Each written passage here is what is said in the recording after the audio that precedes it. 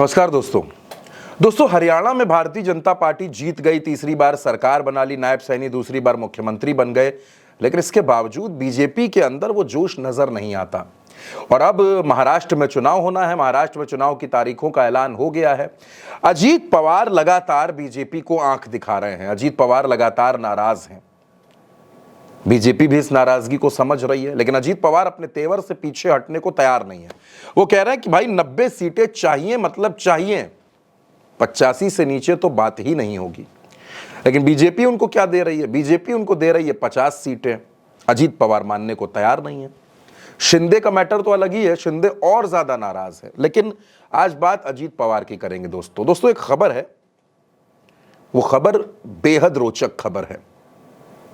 अब जब बीजेपी को यह लगने लगा कि अजीत पवार उसकी बात मानने वाले हैं नहीं, वो नाराजगी दिखा रहे हैं, तेवर दिखा रहे हैं, तो उनके तेवर को कम करने के लिए दिल्ली से ईडी भेज दी गई है। ईडी आप जानते हैं कई मौकों पर चर्चाओं में रहती है, तो ईडी एक बार फिर, क्योंकि महाराष्ट्र में चुनाव है, तो ईडी की एंट्री महाराष्ट्र में हो गई है। एक नाम है मंगलदास बांदल। नाम से आप इन्हें बहुत ज्यादा नहीं पहचानेंगे, इनके बारे में मैं आपको आगे बताऊंगा। मंगलदास बांदल के घर और उनके तमाम प्रतिष्ठानों ठिकानों पर छापेमारी हुई। पुणे में, सोलापुर में, अहमदनगर में ताबड़तोड़ छापेमारी हुई। कुछ जब्त हुआ, कुछ बरामद हुआ, कुछ पैसा मिला। इन पर पहले से कुछ आरोप थे, लेकिन हाल फिलहाल का कोई आरोप नहीं था, हाल फिलहाल का कोई केस नहीं था, ना हाल फिलहाल ईडी को कोई ऐसा सबूत मिला है महीने डेढ़ महीने में जिस पर यह कार्रवाई की जाए। लेकिन यह कार्रवाई हुई। अब मंगलदास बांदल कौन है? मंगलदास बांदल पुणे में जिला परिषद में जो पीडब्ल्यूडी विभाग होता है उसके सभापति रह चुके हैं। पुणे की बेल्ट में, सोलापुर की बेल्ट में ठीक ठाक मजबूत राजनीतिक कद के आदमी हैं और अजीत पवार के बेहद खास हैं। एनसीपी में हैं, अजीत गुट में हैं। और जब अजीत पवार की पत्नी चुनाव लड़ी लोकसभा का, सुनेत्रा पवार, तो सुनेत्रा पवार के चुनावी प्रचार में जो प्रचार की पूरी कमान थी, उसमें जो महत्वपूर्ण चेहरे थे, उनमें से एक चेहरा मंगलदास बांदल का भी था। यह पहचान मंगलदास बांदल की है कि वो अजीत पवार के बेहद खास हैं। दूसरा मंगलदास बांदल की पत्नी रेखा बांदल, वो भी सक्रिय हैं राजनीति में। शिरूर सीट पर वो विधानसभा चुनाव लड़ने की तैयारी कर रही थी कि उनको चुनाव लड़ना है, कोटे में सीट आएगी, अजीत दादा उनको टिकट देंगे और वो चुनाव लड़ेंगी। लेकिन उससे पहले मंगलदास बांदल पर ईडी का शिकंजा कस गया है। अब मंगलदास बांदल पर शिकंजा मतलब अजीत पवार पर शिकंजा, क्योंकि अजीत पवार के वो खास आदमी हैं, अजीत पवार की पार्टी में है, पदाधिकारी हैं, और उनकी पत्नी अजीत पवार की पार्टी से ही चुनाव लड़ना चाहती हैं। यानी बीजेपी को जब लगा कि अजीत पवार ऐसे नहीं मानेंगे, तो फिर ईडी का डर दिखाना शुरू कर दिया गया, ईडी को एक्टिव कर दिया गया। अजीत पवार दरअसल 80 से 85 सीटें मांग रहे हैं और वो बार बार इस बात का जिक्र करते हैं कि महाराष्ट्र की राजनीति में वो फडणवीस और एकनाथ शिंदे दोनों से सीनियर हैं।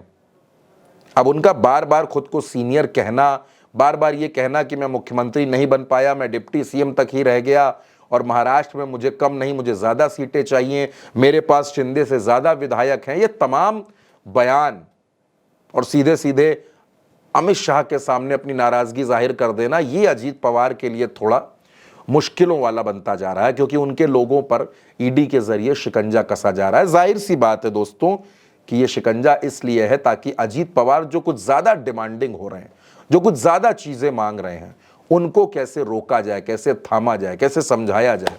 और अगर नहीं मानते हैं तो फिर ईडी है। कुल मिलाकर के अजीत पवार को महायुति से बाहर करने की तैयारी है।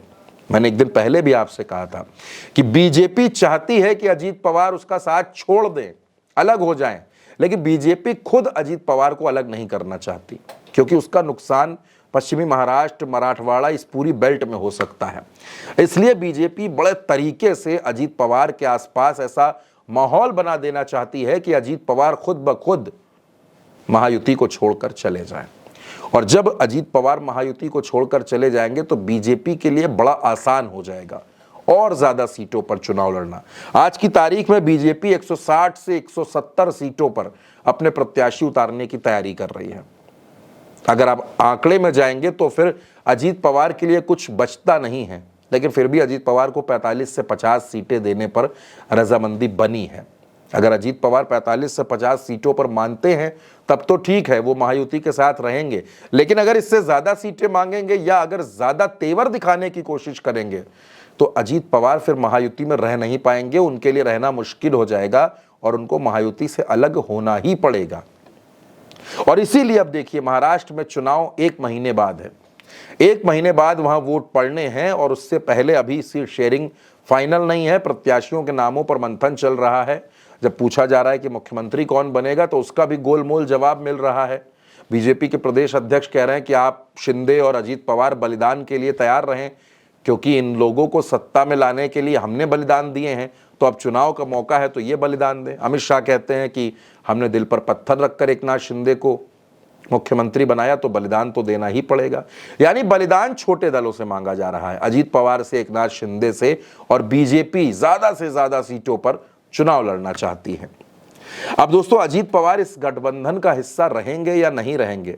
अपने लोगों पर जब इस तरह से कार्रवाई होगी, और दूसरा जब अजीत पवार की पार्टी को लगातार नेता छोड़कर जा रहे हैं, 1-2 नहीं 600 कार्यकर्ता इस्तीफा दे रहे हैं, तमाम विधायक साथ छोड़ रहे हैं, तमाम विधायक शरद पवार से मुलाकात कर रहे हैं, तमाम विधायक मुलाकात के लिए वक्त मांग रहे हैं, ऐसे में अजीत पवार कैसे अपनी पार्टी को संभालेंगे, कैसे महाराष्ट्र में अपने पांव मजबूत करके रखेंगे और कैसे महायुति में वो ज्यादा से ज्यादा सीटें ले पाएंगे? ये सवाल अजीत पवार के लिए भी दोस्तों बड़ा अहम होता जा रहा है।